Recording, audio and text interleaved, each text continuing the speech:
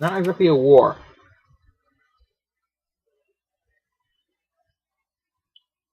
And of course, if you actually like play through properly, you eventually, make friends with them all and go to their party. But oh, here we go. Yes, finally add all that and going on to the first weapon hunt. This one's for the spear. Now we start out by being told that it's in a cave, which could be anywhere on the continent. But this game doesn't have a world map, so it's right here. And we enter the cave and we talk for half an hour because that's how it works. But then we eventually walk through here. We'll know once we're inside. Like every dungeon is really short, there's a lot of fights in it. This one's actually really special because when you get to the end of it, there's a boss who actually has dialogue before and after you fight him. And it's the only time you fight this particular boss. I mean, it's just a Palace dragon that, nobody cares about. But, yeah, I skipped it, but, there's this scene here, when you get to the end of the cave. I would have recorded the fight for you, but it was over so fast that I forgot to. So, does that mean... And then I just kind of saved it individually. But, yeah, you fight this dragon here, which, Palace off every other dragon, but, it's something. It's its own color. That makes it kind of special. Laughably easy fight. You talked to him before and after it. And it's mainly remarkable because for once, the plot and the gameplay match up. We're not just like talking about a boss fight that didn't happen. Or fighting a boss with no explanation. For this game, this is a massive achievement in this here cave. This is this game at its finest moment. Just a part of it. I will admit my defeat and give it to you. It's a totally inconsequential boss. It's just like some random dragon that was wandering through this cave and found a sword and goes for a spear part. This is kind of is this just the grip? I think it's just like the haft of it too. So it's like, oh, a stick. I'm going to collect the rest of this and fight people over it. Shockwaves emitted from the Trinity blade are said to pierce through the heavens. But great technology back then. Does this mean all the weapons have been disassembled? It's something. But what's really impressive is how you get the next 3 parts of this. Okay? Because we go through this whole thing, go through the cave, talk to the dragon, fight the dragon, talk about some more, talk some more amongst ourselves. We got the one part. And then, when this cutscene's over, we go back out to the main menu screen there. And that's where I saved it before the next little clip I'm going to show you, okay?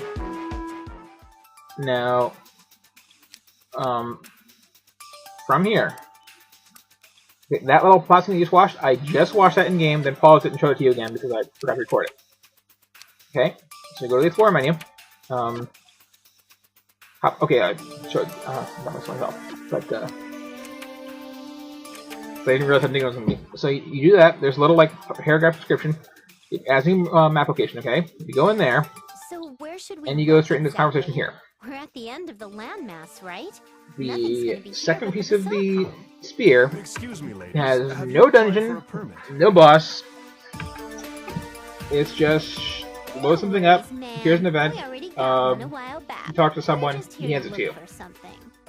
Now, if I may ask, why do I have to do this? If you don't want to have a little side quest for all 4 parts of the spear, why not just make 3 parts to the spear? You don't have to have this little bit of padding in here. It's like, again, they forgot that they didn't have a game. I mean, if you had an actual continent they had to walk around on, I could see having to explore the whole thing and finding this one little map location that you wouldn't think to do it ever again, and talking to someone, and oh, you can just have it. But it's not how it works. It's, here's where you go next. On this menu, you hit OK, and then you start talking. This is totally pointless. And you know what? Not only is this totally pointless, but it gets worse. Don't worry, Iffy will pay you for it.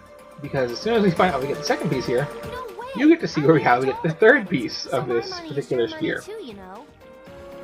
Which, I don't want to spoil it for you, but you're going to be entertained by this one.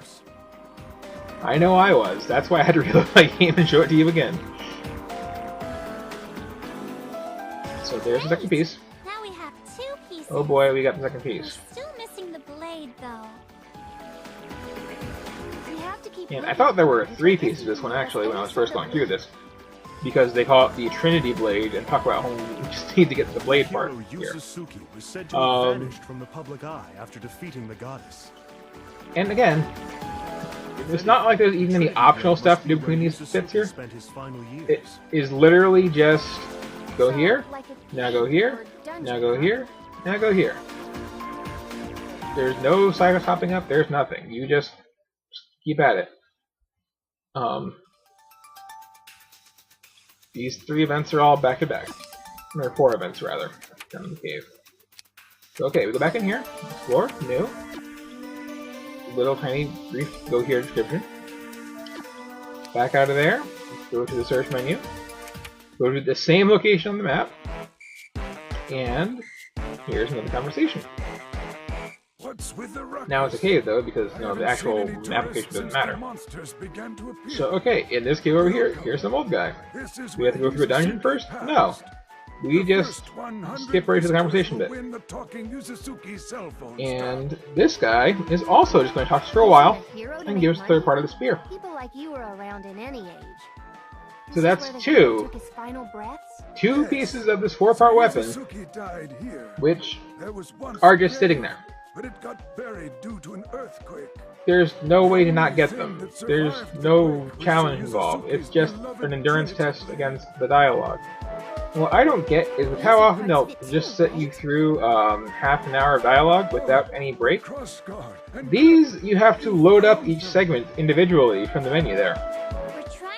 And they won't even play it out of the event menu like most scenes do. No, you have to go to a place on the map to have them play the cutscene.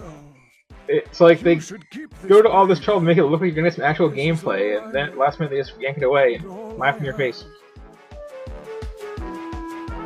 But, it gets you through the plot quicker when they just hand you all the parts of the ancient weapon here. Do you have all the bits and pieces? Oh, I'm sorry, did I say all the parts? Because, yeah, there's still 1/4 one yet. And hey, maybe now I'll have to actually do something to get it again. Who cares about a It might not just be the one dungeon with the one piece of it and the one boss fight. There might be 2, Old man, right? Do you know where it might be? And then there's the 2 filler scenes that we had to sit through for no good reason. Somewhere on Planetoon. I guess you could do that as a joke once, and we just have 3 parts to the Trinity Blade, or whatever it's called. But, that's not how we're doing this.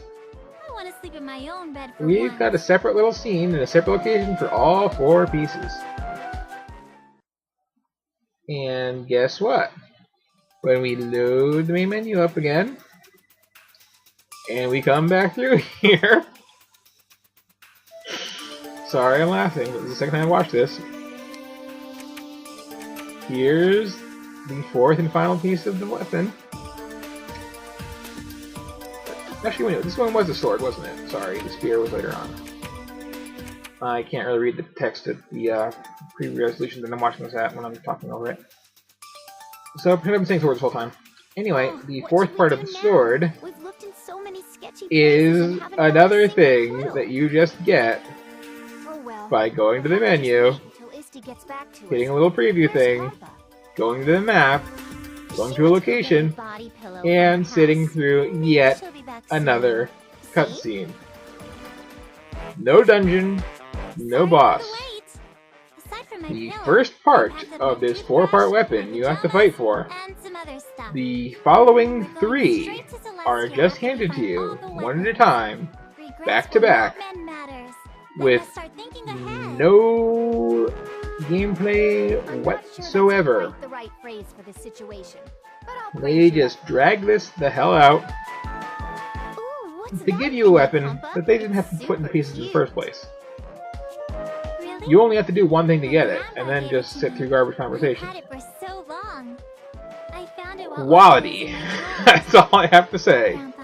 Quality. And naturally, the last piece you already had with you, of course, because they gotta do that thing. picture your grandpa in my head. on this necklace that can't be seen on this character. Wisdom based on what I heard from you. Because, Huh? you know, it's not like we have that level of detail. My grandpa's keepsake? I mean, yeah, we have the hand-stitched sweater and all that, but we can't show a necklace that's going to be plot relevant. That would just be silly. Keepsake. But anyway, yeah, now that I have this, like, nice, big, awesome, legendary sword, I guess I have a new weapon for the main character, don't I? This? Once I get this My put together. grandpa said he found it in his backyard one day.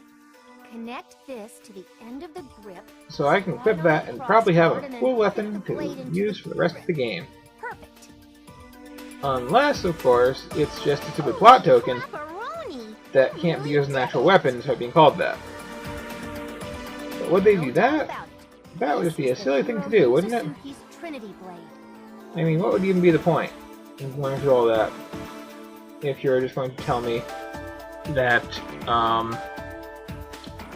you cannot equip this weapon? Yeah. Now here's the best part. Going to the other 3 continents, guess what? They pull the same thing with all 4 weapons. You go through a little cave, you get the first part by fighting a boss, and then the other ones are just sitting there in conversations you load independently from the main menu. I think the one on the PlayStation planet actually throws a slight curveball. The 4th one is also in a dungeon. But otherwise, yeah, you just go through what we just sat through 4 times. On a different continent each one. Which means, of course, you have to walk through a cave to get each one of those continents. How impressive is that, people? I mean... bet you didn't see that coming. And, oh, here's all the other Sega games that you get as skills. You actually stop getting any skills past level 50. I believe if you are a sucker and grab the BLC'd up to level cap, then you start getting more once you're over 100. But that sounds like more than a fair exchange. yeah, you stop getting choices to customize yourself after a while. Now here's something. One of the things when you're getting the one from the 360 planet involves talking to this person again. I heard there's a shrine on This is like private collection like that. But here's a real mark of the quality of this game, okay? Listen carefully, You're saying the last part may be there? because you're going to hear a massive audio problem. My business. Go somewhere else.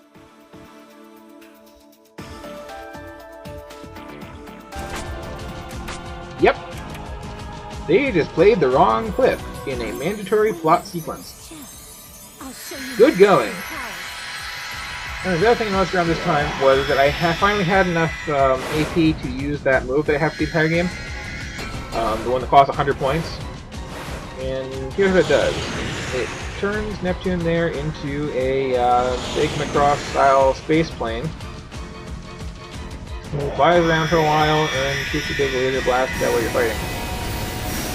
And the damage this does, really not all that impressive for the cost. This is actually a fairly garbage move. I used it once here just out of curiosity what it did, and then I never touched it again. Meh. I'll stick with one that costs 20 does the exact same thing. Or 60 or whatever it costs. Anyway though, yeah, after getting all of the weapons, I'm basically done. So I decided to just come in here and buy some potions. Might as well max those out, right? Because as you can see, I have a disgusting amount of money, and there's really nothing else worth buying.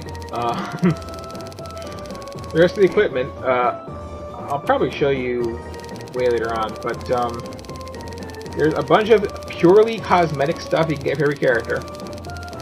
There's weapons that are worse than what you found in caves.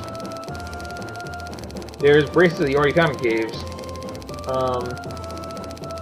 For the main character, there is eventually one new outfit, which is the exact same thing, the Palace Swap Black. I picked it up just because why not? Slight visual differentiation for the later part of the game. But the thing with the potions here, which is the only thing really worth buying, and even then you get them all over the place. They're like all the ever find treasure chests, and monsters drop them, and you'll never even use as many as you get. But I just was curious how long it would take to buy up to 999 of every kind of potion, and this is as fast as you can do it right here.